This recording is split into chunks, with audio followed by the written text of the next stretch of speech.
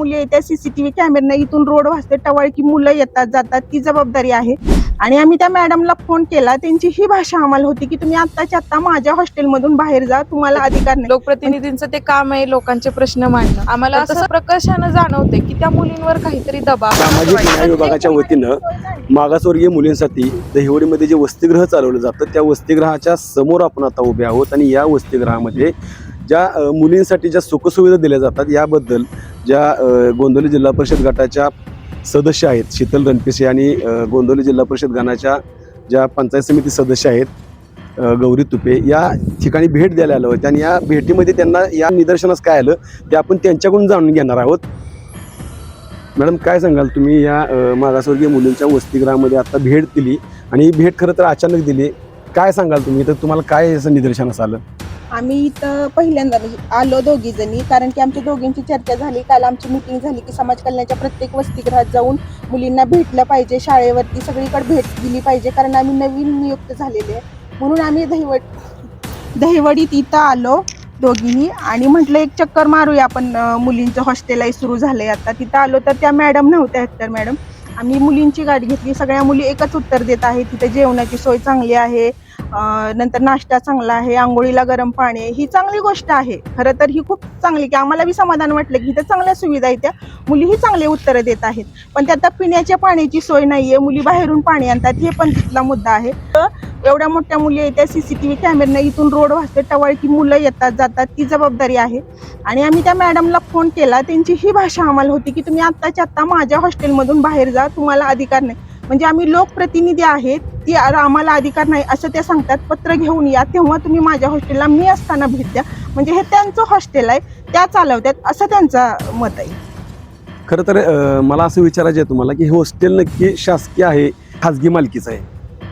मग तेच आम्हाला कळत नाही। त्या म्हणतात संस्था चालवते, हे करते, त्यांना वाटतं हे आहे ते माझ्या स्वतःच्या मालकीचं आहे आणि तिथं फक्त माझ्या परवानगीशिवाय कुणीही यायचं नाही असं त्यांचं मत आहे। आणि त्या पण इथं नाही येत। आता म्हटलं आम्ही वाट बघतो त्या येईपर्यंत, त्यांची गाठ घेतो, तर त्या म्हणतात त्या आज येणार पण नाही। म्हणजे ही त्यांची जबाबदारी, ही मुलींची काळजी घेता येते। मला तुम्हाला तुपे मॅडम असं विचारायचं आहे, इथं मागासवर्गीय मुलींसाठी अनेक सुखसुविधा येतात, पण काही मुली घाबरून सांगत नाहीत, नक्की तुम्हाला आत मुलींनी काय सांगितलं? आज इथं दहिवडी इथे वसतिगृहात आल्यानंतर आम्हाला एक असं, म्हणजे आता आम्ही लोकप्रतिनिधी आहोत, आमचं ते कामच आहे। कुठली अंगणवाडी असेल, कुठली शाळा असेल, कुठलं वसतिगृह असेल, तर आम्ही तिथे भेटी देतच असतो। आणि यासाठी आम्हाला कोणाची परवानगी असावी असं मला वाटत नाही। लोकप्रतिनिधींचं ते काम आहे लोकांचे प्रश्न मांडणं। तर तसंच आज आम्ही दहिवडी येथे आलोय। दहिवडीच्या मागासवर्गीय मुलींच्या ज्या वसतिगृहात आम्ही आलो असताना आम्हाला असं प्रकर्षानं जाणवते की त्या मुलींवर काहीतरी दबाव आहे। प्रत्येक मुलीच्या तोंडून एकच वाक्य, आम्ही जे विचारेल ते एकच उत्तर त्या मुलींच्या तोंडून येते। तर हे बघत असताना की त्या रेक्टर मॅडमचा त्यांच्यावर किती दबाव आहे हे दिसते।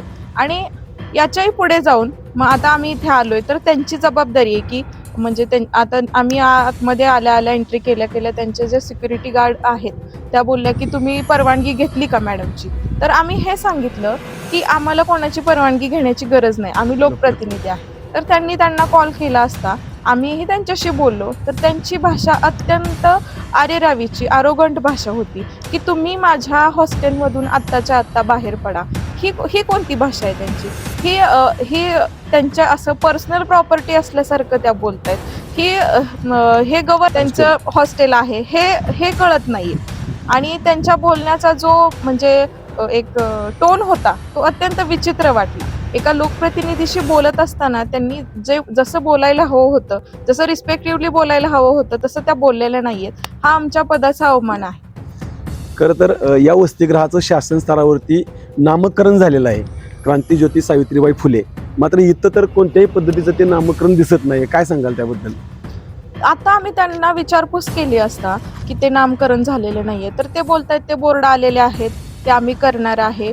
आणि मुलींनाही कोणतं आता फिल्टर्स नाहीयेत मुलींना आतमध्ये, तर त्या मुलींनाही सांगून ठेवलेलं आहे की असं कोणी विचारलं तर सांगायचं की सामान आलेलं आहे आणि थोड्या दिवसात ते त्यांना प्रोव्हाइड होणार आहे। तर आताही पिण्याची सोय पण नाहीये। आताही त्यांनी ती उडवाउडवीचीच उत्तरं दिलेली आहेत। शासकीय मुलींच्या वसतिगृहामध्ये जर असे गंभीर प्रकार होत असतील आणि त्या ठिकाणी त्या गंभीर प्रकाराच्या संदर्भात पाहणी करण्यासाठी लोकप्रतिनिधी खुद्द ज्या समाज कल्याणच्या माध्यमातून हे हॉस्टेल सुरू आहेत या ठिकाणी जर लोकप्रतिनिधी जे लोकनियुक्त असतात, लोकांनी त्यांना निवडून दिले, हे लोक त्या ठिकाणी भेट देतात आणि भेट दिल्यानंतर इथल्या लोकांच्या, इथल्या ज्या कर्मचाऱ्यांच्याकडून त्यांचा अवमान होतो. खरं तरी दुर्दैवाची गोष्ट आहे, कारण लोकप्रतिनिधींना विचारायची आवश्यकता नसते, कारण ते त्या कमिटीवर काम करतायत. त्यामुळं स्वतःच्या काही निष्काळजीपणा झाकण्यासाठी या ठिकाणी असा गंभीर प्रकार चालला असल्याचं आपल्याला पाहायला मिळते. आपला आवाज न्यूजसाठी संदीप जटार, दहिवडी.